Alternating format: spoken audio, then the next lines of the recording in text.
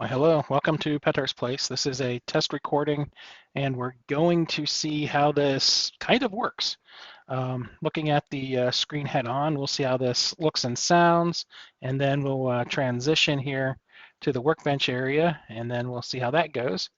There you go. There's a picture of a CRT, and that might be useful in the next few little bits as I'm piecing together a 512K Mac after I recently destroyed an Apple IIgs while testing out various floppy drives, and I'll probably go over and cover exactly how I did that after bed as well.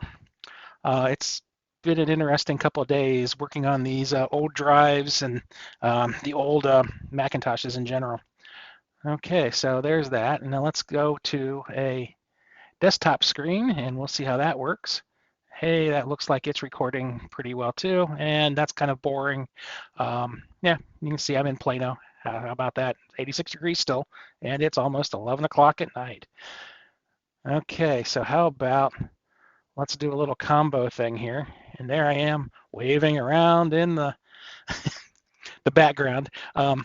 So this is pretty cool. So basically, I'm just testing out and putting this up as a little teaser video for what's coming up, and showing what the current OBS setup I've got will probably look like for a while, as long as this Windows build stays intact.